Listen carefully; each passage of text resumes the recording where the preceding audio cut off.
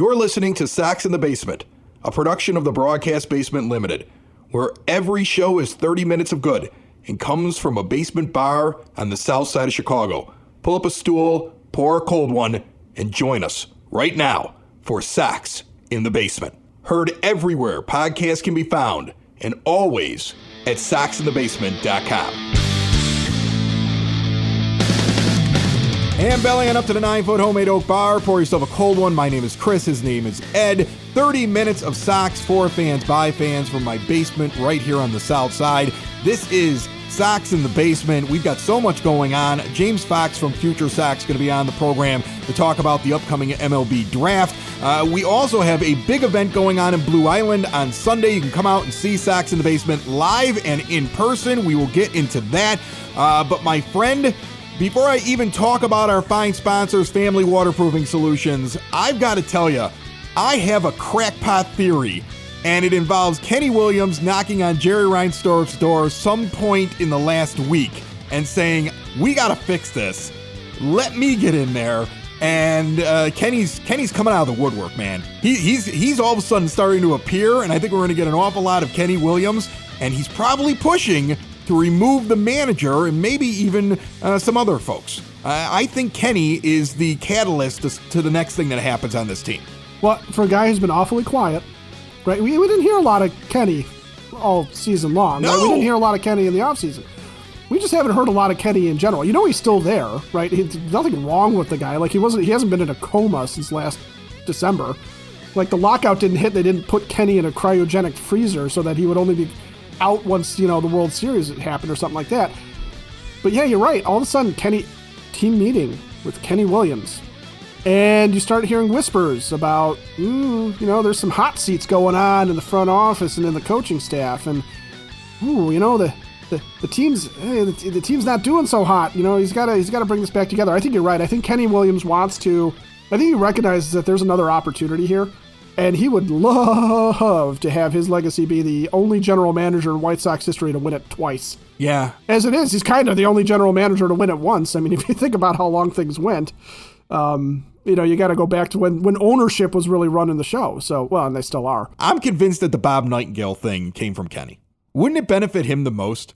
If he's trying to stir things up, it also throws shade on La Russa and also fires up the players. He also goes and has that big team meeting, like all of that stuff swirling around. I mean, I don't have any proof of it, but that's the guy I think. Even though Nightingale's on the radio going, it was a player. Whatever. That's a bad journalistic source. I talked to a player who talked to another player who gave me some hearsay. It was a player on another team that talked to a player on the White Sox, right? Right. I mean, like most journalists couldn't even use that quote. So I'm sorry, but I think even if he did talk to a player, it's possible he also talked to Kenny. This episode and every episode of Sox in the Basement is brought to you proudly by Family Waterproofing Solutions, named one of the Southtown's best in 2021 by the Daily Southtown.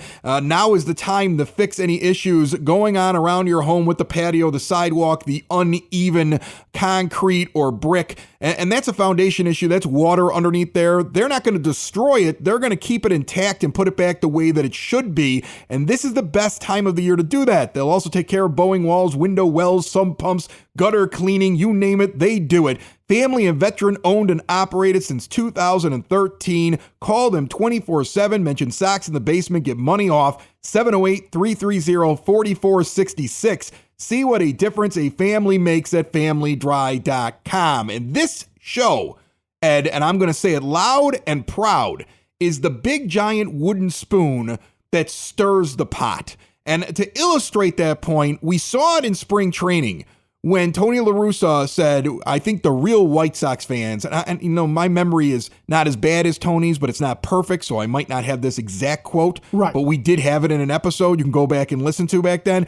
I think the real White Sox fans know that we have the players we need. When he was asked about whether or not the team should go get a right fielder before A.J. Pollock or a second baseman. And we took him to task, and our show came out 3-4 days after he said it. But the day it comes out at like 1 a.m.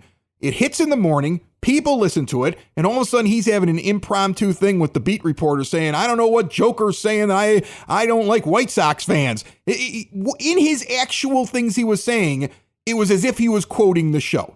And what I found interesting over the last week, and look, I think it's great. I appreciate the fact that somebody's listening in there, right? But sure, welcome. What I noticed was we asked a question that I think other people had kind of alluded to, but we really got in deep with what happened during the All-Star talk with Tim Anderson being named in front of his team, right? Now, we knew Kenny had spoken to the team. We knew that it had happened over the last couple of days. They were also not telling you very much of what had happened in the meeting. Show comes out at 1 o'clock in the morning. A couple days later, the show's out 4 in the morning and into the afternoon. And the first time that somebody can sit in front of a microphone for the first time, even though there have been whispers, it was completely confirmed that, oh yeah, that's when Kenny yelled at them all. That's why they were upset. Yeah. Right? Like, I mean, Tony, I think, told Scott Merkin that. So, and that's one of the benefits of being able to do this show. It's why we're able to say things that, say, NBC Sports can't say. Right? I mean, I know everybody's throwing platitudes at Ozzie Guillen and the rest of those guys on TV for talking about Tony La Russa's shortcomings, but you're 2 months too late. We've been doing this for a long time. I'm glad you're doing it. It signifies to me that somebody within the organization has kind of told you it's okay to start doing it now, but they're never really going to talk about the biggest problem, and that's the guy who owns the team, who enables Tony and stops anybody from firing him because he's not going to let his friend get fired a second time. They're never going to talk about that. And you can see it when Ozzie Guillen is yelling about Tony, right? You can see it. He tries so hard to speak English, and he even talks about his shortcoming doing it. I think he actually does a very good job. Oh, yeah. He does much better than he used to. Right. And it's not his first language, but he even talks about it. He talked about it when he was fighting with John Heyman on Twitter. It was one of the first things he said. I don't speak English very good. Okay? But when he is trying to figure out what he wants to say and he's being critical, I think subconsciously, because I don't think he intends to say it. He says things, he mutters things. You can see him on TV. I don't know if I could say this. I don't know if I'll get in trouble. I don't know if this is allowed. Like, you hear these little things coming out, right? You can hear these every once in a while. He says that stuff because, look, I'm glad they're talking about what's going on. That shows that there's some movement somewhere in the organization, if not the owner, that's supporting the idea that maybe this isn't the manager for the White Sox. But they're never going to sit down and actually talk about the fact that he's only the manager because the owner won't get rid of him. Yeah, and that's a conversation. I don't even know if that conversation, frankly, is going to be productive for this team this season, to sit there and say that this is going to be an issue. I think it's something that if we're not surprised, and we would be surprised, right? We would be surprised if there was a press release, if there was a headline crawl on MLB Network or MLB.com saying that the White Sox had let go of Tony La Russa and Frank Menachino, right? And the way the Blue Jays just got rid of Charlie Montoya, and I saw your tweet pointing out that the Blue Jays are holding Montoya accountable for a team that's over 500 but is behind in the standings and is underachieving for where where they wanted to be this year, which is where the White Sox wanted to be, right? They wanted the Blue Jays wanted to be in that AL championship game. They wanted to be in the World Series, and same thing with the Sox. We would be shocked if the Sox fired Tony La Russa, right? As fans, as anybody who follows the team, you'd be just, holy cow, they really did it, right? But you would not be shocked, for example, if on the other side of the All-Star break, Tony came out and said, the rigors of the road, I can't keep up with it anymore. My health isn't as what it should be. I'm going to step back, and Miguel Cairo's going to run the team from here on out. And we promoted somebody from the minors to serve as his bench coach. We moved Super Joe off at third base, and he's going to serve as the bench coach. If you saw something like that, you'd sit there and go, what would our minds be? Our minds would be, there was a conversation somewhere within the organization. Maybe Tony was asked, maybe it was his idea, but either way, that's their version of him being fired, but he would never be outright canned like that.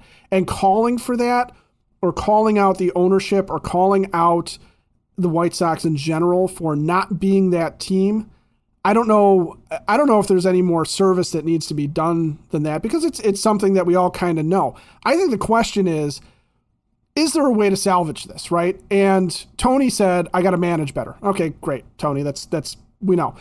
And, you're getting guys like Ozzie finally able to be somewhat critical. But getting back to the Kenny Williams thing, I do think that if there is somebody within that front office, if there's anybody who's got that kind of cachet with Jerry that's still floating around, I think Kenny's one of those guys, right? He could fire Rick Hahn because he's got a vision for what he could do with his current roster and what's available out there. and Rick won't do it, and he doesn't want to overrule him. Or, and this is my crackpot theory, Kenny wants to hit for the cycle. He made it to the bigs as a player. He won it as a GM. He wants the center chair. He wants to throw the uni back on, and he wants to manage this team to a World Series, and he thinks he can get it done. Oh, man.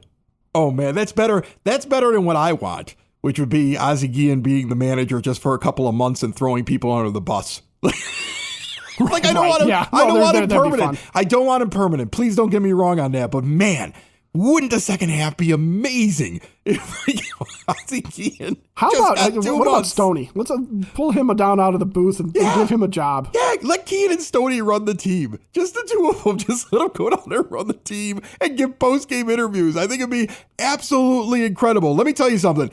If the White Sox lose 3 out of 4 against the Twins, something's happening, I think, over the All-Star break.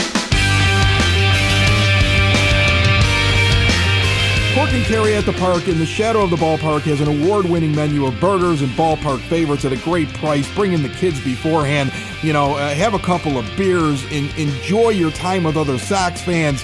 From time to time, you bump into me or Ed there. We'll drop off a bunch of stuff from Sox in the basement. It's yours. It's free. They have an extensive bar with a rotation of craft beers and familiar favorites and spirits and wines. And they also have their other location on Western Avenue. 10614 Southwestern is Cork and Carry in Beverly, the original, right there, traditional Irish bar in the Beverly neighborhood. Whichever one that you are visiting to watch a Sox game or pre and post game when going to a Sox game, you can check out more at corkandcarry.com. It is now time for the segment on Sox in the Basement, sweeping the nation.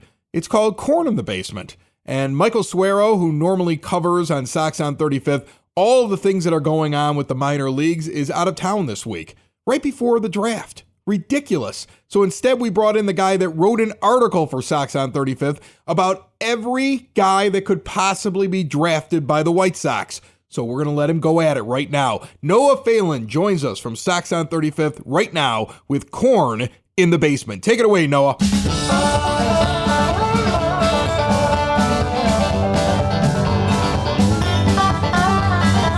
Well, Chris, I think this is one of the more interesting years in recent history for the White Sox. Typically, when you go into a draft season, there's 1 or 2 guys where you're pretty confident that it's going to be one of those 2 guys that the Sox take. Last year with Colson Montgomery, I think a lot of people saw that pick coming, and it was no surprise. But this year, I genuinely could see the White Sox going any direction. One guy that I really like for them is Drew Gilbert. He's an outfielder from the University of Tennessee. He's a left-handed hitter, super athletic, will probably stick in center field in the majors.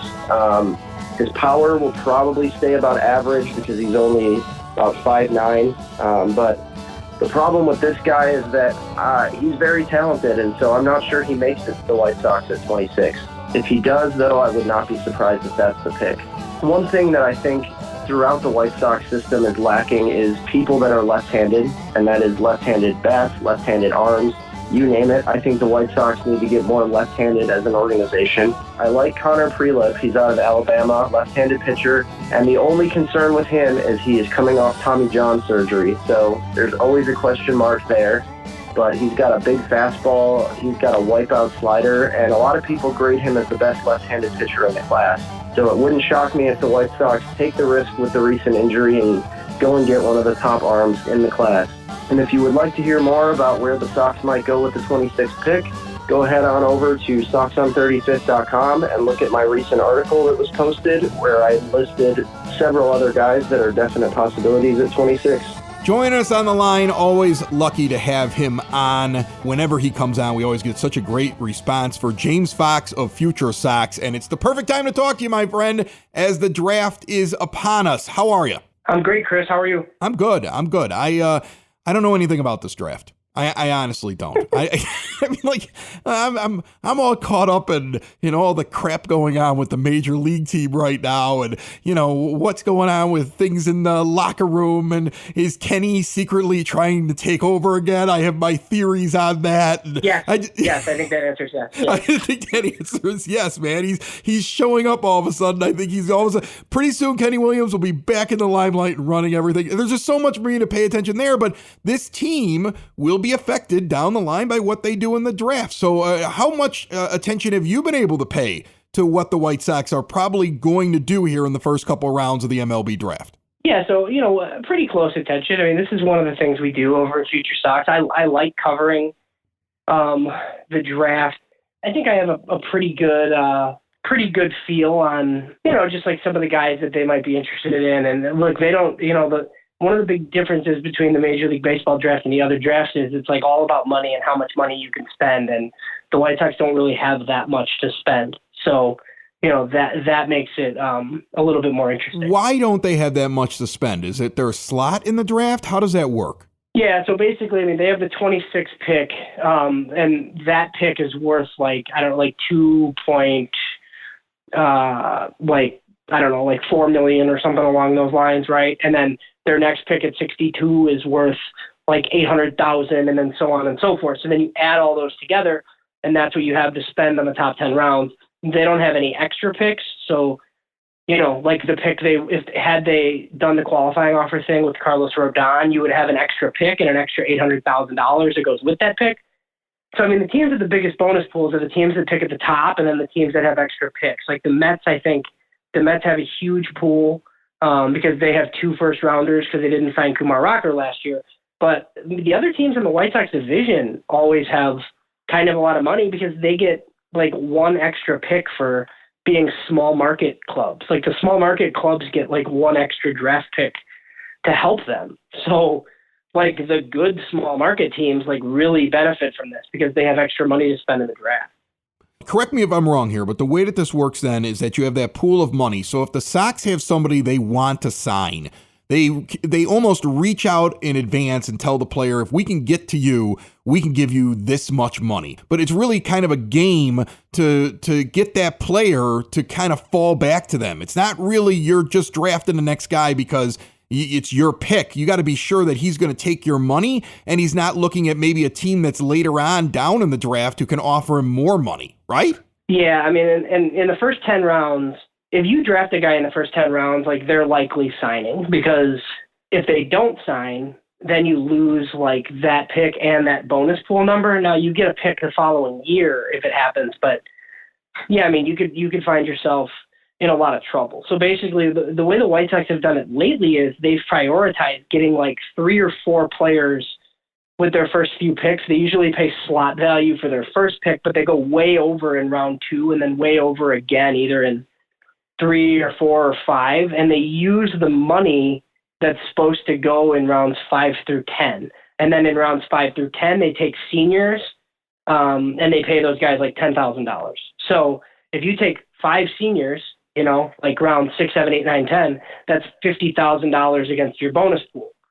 Well, if your bonus pool is like $7 million, well, then you have the rest of it to spend on your first 5 picks. Now, that's not what everybody does, but that's one of the things the White Sox have done lately. And I guess I'm curious to see if they kind of do that again or if they like play it more straight. But I mean, my guess is they'll go full slot in round 1 with whoever they take, and then they'll go over in round 2. Now, going over in round 2, sometimes that allows you to like float like a better player to that spot. Like if you pay, like last year they took Wes Cass in the second round and they gave him $1.8 million.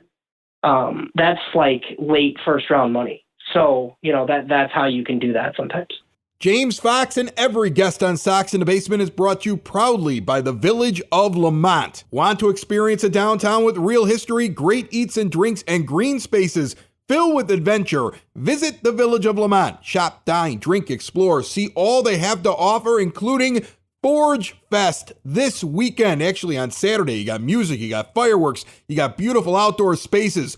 Plan your next day trip and check it all out. It's really laid out there for you at lamontdowntown.com. So now who do we think they're going to get? Because I can't even fathom how you and anybody else that analyzes a draft is able to come up with a couple of solid names that you think they're going to get that late in the first round. But I know that you sit there, you look at the projections, you look at what they need, you look at what guys may be available at that time. So if you had to go out right now and I don't know, put some of your own hard-earned money down. If somebody put a gun to your head and said, give me the top 3 guys or so you think the White Sox are going to go out and try to get in that spot, do you have somebody? Yeah, so it's a little tricky just because like college pitching, I think, is an option, and that could be any number of guys. But if they go to the position player side again, they did take a prep infielder, left-handed hitter last year in Colson, who we talked about. There's another guy, Tucker Tolman, prep. He's a prep infielder out of South Carolina, a switch hitter, one of the best hitters in the prep class. He's committed to LSU. He's been linked to the White Sox pretty heavily, but some other teams in front of them too. So if they take a bat, I think that's a good name, Tucker Tolman. It would be very similar to what they did last year. But the system really does need pitching, and I've heard that there's a lot of pitchers that would interest them in the first round. Like a Connor Prelip is a guy out of Alabama who was supposed to be a top 10 pick and had Tommy John, and he's back now. I don't know if he gets to them. Carson Wisenhunt sat out the year because he failed a drug test. He's out of East Carolina. So those are 2 names, and then Justin Campbell out of Oklahoma State's another big righty. So my thing is obviously I haven't seen the White Sox draft board. I'm sure there's a couple of pitchers where it's if this guy's on the board, we're taking it. I just don't know who those names are. But what I would say is if it's not the prep infielder Tucker Tolman, it's probably college pitching, and it could be a handful of guys. So I have a novice opinion on drafts, and I'm curious what you think of it. In my inexperienced opinion when it comes to baseball drafts, I tend to feel like you should either go out and get a pitcher, because arms are always important. But the other thing is, I'm surprised, especially in later rounds, when teams, if there's not a clear-cut guy at a specific position, aren't just going after shortstops, like the most athletic guy on his team. On a little league team, the best player on that team is generally the shortstop. On a high school team, the best athlete is probably a shortstop. The center fielder used to be a shortstop till he became second best to that guy. So I always think that when you go get that shortstop, if he's got a bat and he can play there, even if he doesn't work out there, you may have a corner outfielder, or you might have a guy that stands at third base, or he can be transitioned easier. But when you just go out and get guys that are already corner outfielders or corner infielders, and it doesn't work out, you might get a log jam, like something we've seen on the White Sox over the last couple of years. What do you think of that? Well, it's how most teams try to do it, I think. I think we're used to following the White Sox, so they haven't. It was a big Theo Epstein thing. Take shortstops because who cares if you have too many of them, because they can all play anywhere. The top of this draft is interesting because there's a lot of high upside prep hitters that are going to go. I don't even think a pitcher goes in the top 10 on Sunday. And it's Andrew Jones's son, Drew Jones, is a center fielder that can also play shortstop, but Jeff Blauser's kid's on the same high school team, so he plays center field. Matt Holliday's son, Jackson Holliday, is a shortstop out of Stillwater, Oklahoma. He's going to go up there. Former NFL tight end Eric Green, his son Elijah Green, is a center fielder. This one's going to make you feel really old. Carl Crawford's son is going to be a first-round pick in this draft. Wow. Yes, that Carl Crawford. Wow. Carl Crawford. So, yeah, all these top guys are pretty much shortstops or center fielders. That doesn't mean they're going to stay at shortstop. A lot of them are projected to third or second, but they play shortstop now. And then the college hitters are basically just there are a couple of corner outfielders, and there's a catcher, Kevin Prada out of Georgia Tech. But yeah, no, your theory is sound.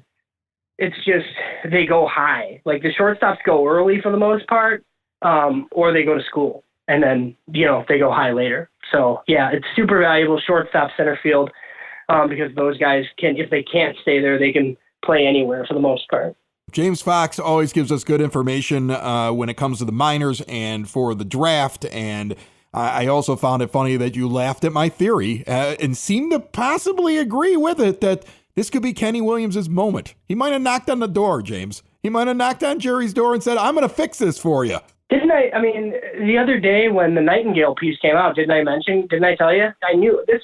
I think I was even tweeting, and people are in my DMs what are you talking about? I'm that's Kenny Williams music, man. This is 2008 to 2015 White Sox stories, right? Where we're oh, who's the leak? who is it? And I felt like we were doing it all over again. But, I'm with him this time. Like, I could just see him going down there and, like, turning some tables over and trying to figure this thing out, because you can't fire the players, and apparently he's not allowed to fire the manager either. James Fox, Future Sox, check him out, and thanks so much, my friend, for jumping on. All right, thanks for having me, Chris. Appreciate it. Sox in the Basement listeners, do the hard work. And if you're a hardworking man or woman on the South Side, you need to be outfitted properly. And that's why you should visit Red Wing Shoes in Evergreen Park, New Lenox, and Geneva. A work boots specialty store that carries sizes from 6 to 16 and feet as wide as 4E. A 115-year-old company that came out of Red Wing, Minnesota. And one of its largest stores in the entire Midwest is in Evergreen Park, Illinois, ever since 1976. When you're on your feet, the footwear is everything. So why not get an expert fitting? They warranty, repair, and offer free conditioning with laces. And they also carry Carhartt work clothing as well. Located at 3347 West 95th Street in Evergreen Park, Illinois, at 208 East Maple Street on Route 30 in New Lenox, or at 1749 South Randall Road in Geneva. Visit them today. You work hard. You've earned it. Red Wing Shoes. Okay, so we don't do this very often. We generally don't do full shows out in public. Like, I'll walk around with a little microphone, right, Ed? And I'll interview people. A little recording device, yeah. Right, exactly. I mean, we were out at Papa Hops doing the final game of their 16-inch softball tournament and announcing that. But bringing out all the equipment, normally I'm not into this. This isn't like my thing. Like, I'll do it for Cork and Carry at the park. That's like one of my places I'll do it for. I know I've told a couple other places, like, hey, if you ever want to, I'm available, but it's not something I do a lot because it's kind of a pain in the butt. I do it for places that I really enjoy being at and people I've known for a long time. And for a long time, Blue Island Beer Company has been asking me if I would do something for Sox in the Basement and them. I remember like a couple years ago, pandemic is like in full effect, and we were trying to figure out if we could do a Sox in the Basement Fest because there was no Sox Fest, and we tried to get that put together, and then, there were all of a sudden restrictions changed and everything was going up and down, and we couldn't get the whole thing set up. And ever since then, I've always wanted to just do something over at their place. This is kind of like a long time coming. So come on out and join us this Sunday.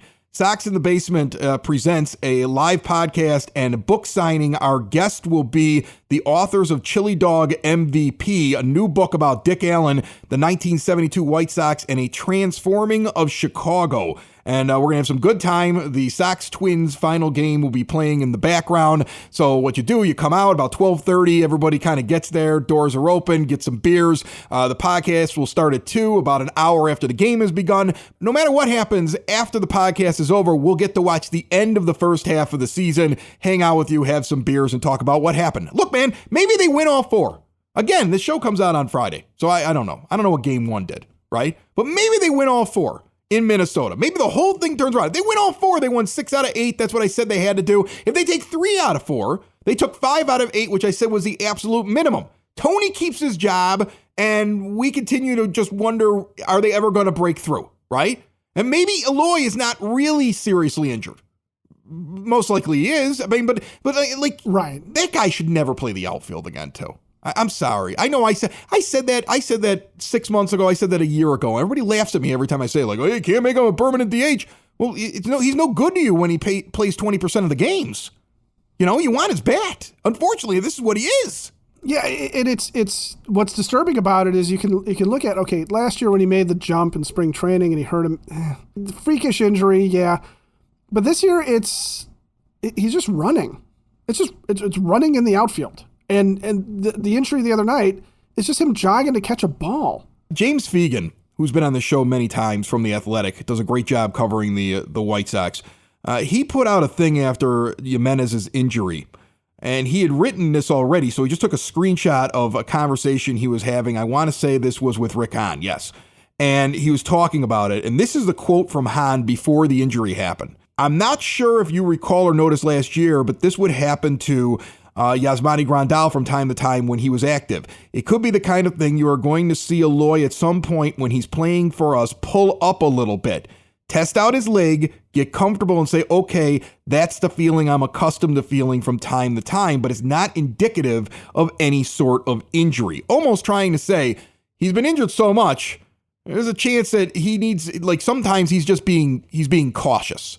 So he may not be as bad, and he might only need a couple days off. The problem is everybody on this team gets a couple days off. The manager thinks all of them are 80 years old, just like him, and they get just as tired as he does. So like you play 2 games, you get a day off. I mean, there's so much rest on this team. You know, I wonder like if a different regime would be like, all right, Eloy, you're good. Well, I don't know if I feel good. Well, you're good. Go out and play. That doesn't happen here. That goes back to what Guillen was saying about how, Tony La Russa is a Rick Renteria with credentials. What he means by saying that is Ricky used to baby his kids. And this guy who I thought was going to be a taskmaster and an old school 1980s, baseball manager, wasn't going to put up with any crap and he was going to suck all the fun out of the clubhouse, but he was going to hold them accountable. He's not that. He's just Ricky Renteria again, the way that he's treating them. That's also a problem. It's a tremendous problem. And you're right. Would a different manager have let Eloy come out of the game yesterday, but then put him right back out there today and said, go see the trainer, get the knot worked out, whatever it is, and head back on out there. Or I'm putting you in the lineup, but you're going to DH, and don't you dare dog it on the base pass. One of the things that you and I have talked about a number of times is how much it hurts some of these players to be in and out of the lineup and be shuffled around. Usually in a regular lineup, you might have 1 or 2 guys that are platoon guys, and they get used to it because they know, look, I know I'm sitting against lefties because that's what the club's told me. I'm not facing a lefty unless somebody comes in the middle innings or in a blowout. I'll get a few at bats against them. But if it's a lefty starter, I'm on the bench, and that's when this guy's coming in, and that guy knows. Look, for the most part, I'm facing only the lefty starters. I might, when somebody else needs a blow, get another start here or there, and those are usually your utility guys, right? So that's not this, though. What we have is this constant shuffling of, and we've had, Vaughn's in, Sheets is in, Pollock's out, Pollock's in, Engel's in, Vaughn's out, Sheets is out. There's all these moving parts. All right, we're going to see you Sunday. Blue Island Beer Company. Get out there and say hi, all right? We would really love to see you, meet everybody out there, and have a couple of beers. I'm going to give the address real quick to you, 13357 Old Western Avenue in downtown historic Blue Island. It's a really cool area down there, and we'll be talking with the authors of Chili Dog MVP, Dick Allen, the 72 White Sox, and a transforming of Chicago. We will see you out there, and by then, we're going to know what the heck's going on. I think we're going to have a really good picture of it. This is Sox in the Basement. Sox in the basement. Sox in the basement. Sox in the basement. Sox in the Basement. Heard everywhere podcasts can be found. And always on soxinthebasement.com.